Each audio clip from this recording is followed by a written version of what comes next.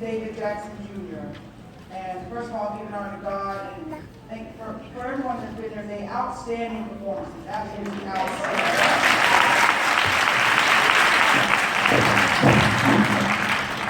I am a senior at the Georgia State University in downtown Atlanta.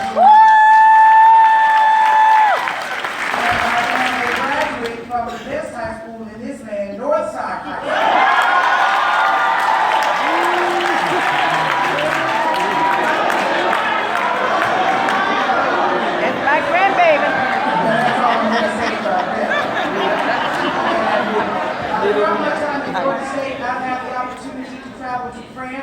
Germany, Czech Republic, the Netherlands to study politics in Europe. I have worked with and for Congressman John Lewis in his downtown Atlanta office. I have served as an intern at the Georgia State Capitol during the Georgia legislative session for 2 years, and I've somehow found a way to get into the ranks of student government and become Vice President of Academic Affairs.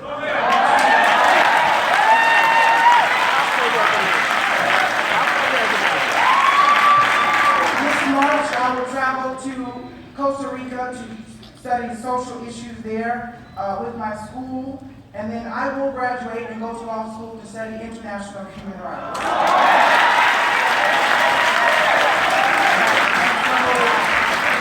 Today I'm here with you to share a piece of myself and in what I consider to be my lifelong commitment to the liberation of humankind. If there be freedom in this world, let it reign. If there be love in your hearts, let it clothe every fiber of your being. If there be truth, I'm fairly certain it shall set us all very free. For those who have ears, I implore you to listen. We the people, in order to form a more perfect union, establish justice, ensure domestic tranquility, provide for the common defense, promote the general welfare, secure the blessings of liberty to ourselves and our posterity, do ordain and establish this Constitution for the United States of America. That vow and the words which shortly follow embody the shortest, most powerful statement of human liberation the world has ever known. Yet ever since these profound words are written, America has sometimes found herself in an enigmatic position, proudly professing the ideals of liberty, justice, equality, and dignity, but sometimes, more often than not, has found herself sadly practicing what I consider to be uncivilized forms of human interaction.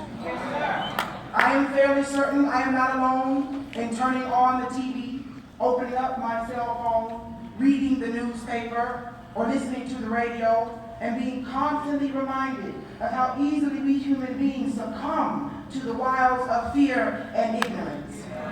People are killing one another, condemning one another, they're hating one another, all because we do not understand, you see. We've allowed ourselves to become divided into these divisive egos we call identities. Oppositional thinking has produced a us and a them, the blacks and the whites, the rich versus the poor, the have against the have-nots. All right. You see, we fail to realize our truest selves, children of a great and awesome Creator.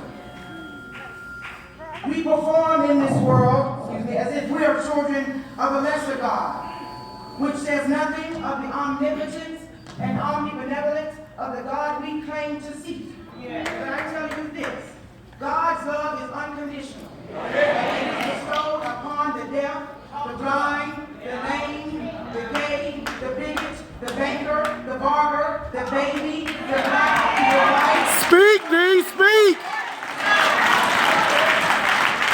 You see, God is interested in the freedom of the entire human family. So when we go out into the world, this is what we must do. We must love, and we must love unconditionally. For is love not the highest feeling, the state of total clarity and understanding? Yes, I know it's difficult.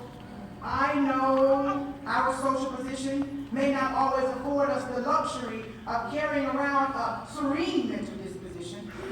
I know we are tired of the backbiting, the mudslinging, and the killing, and I know it produces our least favorite sentiments sometimes. I know we are deeply deeply frustrated about Tamir Rice and Eric Gardner and Sandra Bland, and still for me, Trayvon Martin. I know all too well the pain simmering inside of your souls. But understand something. We the people, we have been called, you see. Realize the enemy is never the person. The enemy is the person's racism, the person's bigotry, the person's xenophobia. See, that's the enemy, not the person. I know everyone may not want to truly recognize and understand the implications of the words Black Lives Matter. I understand some may disregard the clarion calls for justice and for peace, but still we have obligations. We the people must seek to share human dignity. Let's take it from the pedestal of false impersonation and share it among all peoples like wildfire. We must ensure we continue to move up the highway of freedom to the city of equality. And I'm fairly certain the only way we're going to get there is by being juggernauts for justice. These duties need not be written down in books or in laws, for it is plainly evident to me that they are embedded in the very fabric of our souls, you see. We the people, we must seek to be healers in time of injury, helpers in time of need. We must seek to teach in times where our brothers and sisters are confused, and be helpers and comforters in time of sorrow. So leave this place and carry this message with you in your hearts. Remember, every time you look into the eyes of another, you are looking into the eyes of God, you see. It has been said you either see God in all or you don't see God at all. All right now. So go out into the world, defend unconditional love and relentless justice. And so far as our political leaders are concerned, look only to those who seek to build up this world where it is torn down. And we must remove the pessimistic and cynical approach we so often bring to politics and replace it with a fierce determination to hold tight to democracy. Recognize the leaders we seek are closer than we think. They're on the buses we ride, the streets we walk on, the stores we shop in, and the houses we worship in. And if you cannot seem to find any leaders there, there is this thing called a mirror. All right now. Go ahead, baby. You have more power than you think and more potential than you know. Now, I tell you this, go out and participate. Go out and vote. We've said a lot about today, but you have to go and do it, you see. Go. Go out and vote. For a hopeless people is a hopeless people. Our greatest weapons will not be sawed-off shotguns or AK-47s. Oh, no. As much as we enjoy those things, and as much as the political debates that seem to surround those things, I'm fairly convinced that our greatest weapons will be arsenals of intelligence. All right. We must educate ourselves. Be prepared to take a hard look at yourself and the world that you live in. But never forget, love, real love, it does not change from circumstance to circumstance, and it does not change from situation to situation. It is unconditional. And I'm fairly certain in doing all of these things, we will continue to see justice roll down like waters and righteousness like a mighty stream. I love you, and God loves you.